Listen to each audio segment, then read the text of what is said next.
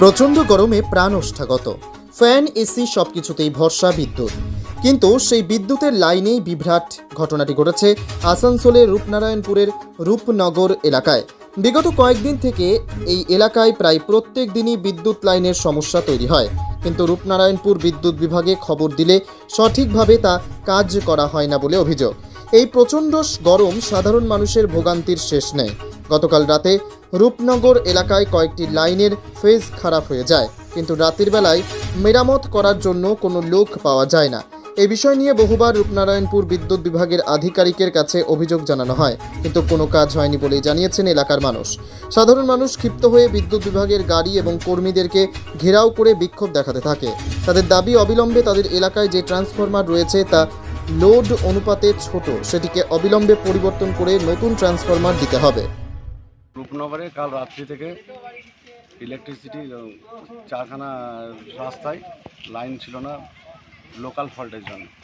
এর আগে বিগত এক সপ্তাহ আগে আমরা এসএসকে নিয়ে এসেছিলাম লোডটা ডিস্ট্রিবিউট করার জন্য। উনি কথা দিয়েছিলেন যে দুদিনের মধ্যে সেটা কমপ্লিট করবেন, কিন্তু তা সত্ত্বেও করেননি। তাই আজকে রূপনগর বাসিন্দারা সকাল থেকে বারবার ইলেকট্রিক অফিসে যোগাযোগ করেছে, তা সত্ত্বেও ওনারা আসতে অনেক লেট করেছেন, 2-3 ঘন্টা লেট করলেন। যেটা ওনাদের 6টা থেকে সার্ভিস, সেটা ওনারা 7:30 8টার পর রূপনগরে এসছে। রাতের বেলায় কি কোনো ঠিক করার কেউ লোক ছিল না? রাত্রেবেলা ঠিক করার লোক ছিল না। ওনারা বলছেন রুরাল সার্ভিসে কোনো লোক পাওয়া যায়, নাইট সার্ভিস লোক নেই।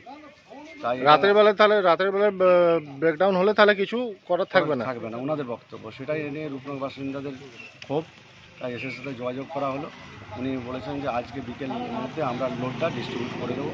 তাই আমরা এখন সিদ্ধান্ত গ্রহণ করলাম যে ইলেকট্রিকের গাড়িটাকে ছেড়ে দেওয়া হবে। বিভিন্ন জায়গা থেকে আরমানদা বা অভয়দা বারবার ফোন করছেন যে এসএস বলছেন যে বিভিন্ন জায়গায় ফল্ট হয়ে আছে, তাই গাড়িটাকে অবিলম্বে ছাড়ার জন্য বলা হচ্ছে। তাই উনি সাময়িক কাজ করে এখন গাড়িটাকে ছেড়ে দেওয়া হচ্ছে। বিকেলের মধ্যে এসএস কাজটা কমপ্লিট করবে বলে কথা দিয়েছে।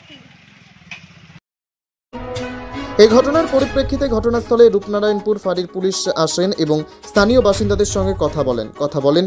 বিক্ষোভ তুলে নেওয়ার জন্য পুলিশ এবং বিদ্যুৎ বিভাগ উভয়ে দাবি জানায় এবং পুলিশের হস্তক্ষেপে এই বিক্ষোভ উঠে যায়। তাদেরকে আশ্বাস দেওয়া হয় অবিলম্বে তাদের বিদ্যুতের সমস্যা রয়েছে তা মিটিয়ে ফেলা হবে।